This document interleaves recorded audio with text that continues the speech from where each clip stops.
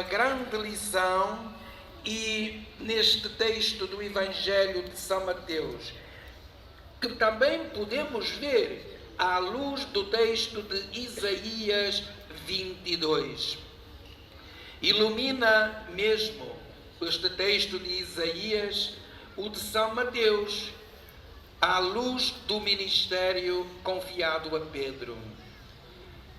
O oráculo do profeta realiza-se em Cristo, nele e por ele, num chamado, uma chamada feita a todo o cristão, desde Pedro até ao último dos batizados, para que vivamos a nossa existência, de facto, na resposta ao chamamento de Deus.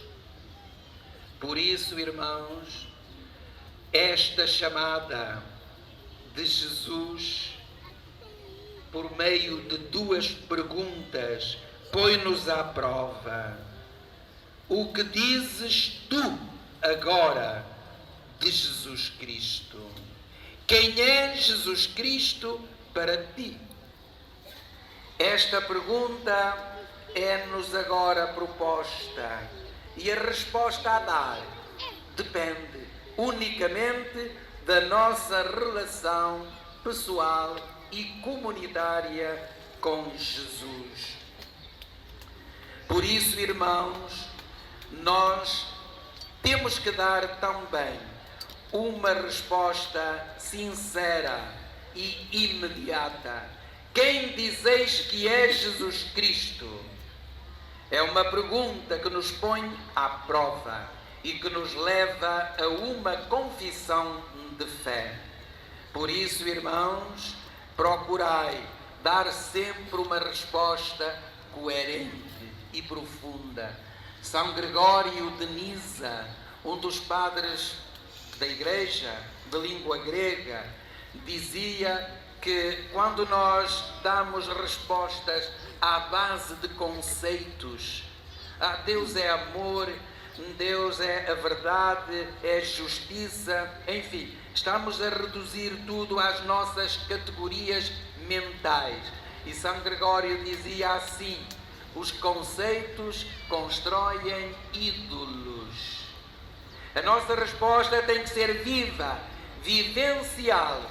Mesmo que não possamos nem devamos eliminar os conceitos ou as ideias, mas sim temos que dar uma resposta cheia do conteúdo que é a nossa vida de relacionamento com Deus, na profundidade do nosso coração.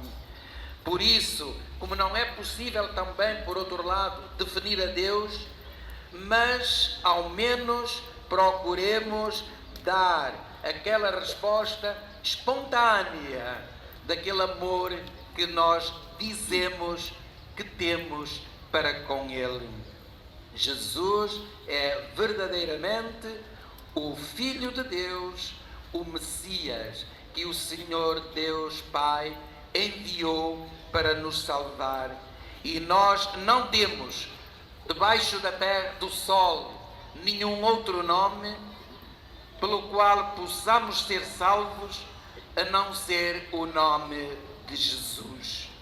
Por isso, irmãos, como membros do corpo de Cristo, que é a Igreja, e o fato de estarmos aqui num ambiente aberto, não dentro de um templo, dá-nos mais também esta dimensão, porque às vezes pensamos que o templo, a igreja material, é a igreja de Deus. E o que é a igreja de Deus é o povo, não é o templo. O templo é apenas um lugar de proteção e, enfim, que nos ajuda a estar sem a pressão dos elementos exteriores, como é o sol ou a chuva. Mas a igreja sois vós. Vós é que sois as pedras vivas com que se constrói a igreja do Senhor. Então, assim, neste espaço livre, sem uma proteção de tipo igual a este, onde realmente nos reunimos quando estamos em menor número, dá-nos uma ideia melhor do que é verdadeiramente a Igreja de Cristo, o seu povo, os batizados que nele enraizados procuram pelo testemunho e pela palavra aumentar o reino de Cristo, o reino de Deus no mundo. Permiti agora, irmãos, que me dirija aos crismandos que hoje atingem a sua maturidade cristã pelo sacramento da confirmação e que pela palavra do catecismo passam a ser soldados de Cristo, sempre prontos a confessar a sua fé e a dar testemunho permanente perante o mundo. Recordo-vos também a vós, crismandos, que ides receber a força do Espírito Santo e os seus 7 dons. Recordo-vos também este passo do Evangelho que acabais de ouvir. A pergunta de Jesus aos discípulos, agora também faço a vós. Quem dizeis vós que é Cristo? Ou então, quem é Jesus Cristo para vós? E não podeis hesitar, nem demorar na resposta. Esta confissão de Pedro valeu também a declaração de Jesus: tu és Pedro, e sobre esta pedra vou construir a minha igreja. Também o Senhor dará uma resposta a cada um de vós. E por isso, neste dia tão solene para vós, os bispos têm sempre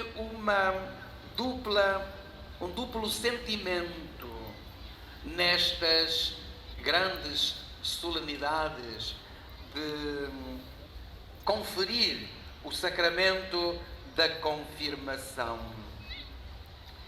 E é duplo este sentimento porque, por um lado, é uma alegria grande dar o sacramento da confirmação aos cristãos e declarar assim que são de facto já maduros, atingiram a sua formação inicial com os sacramentos da Eucaristia, do batismo e agora da confirmação.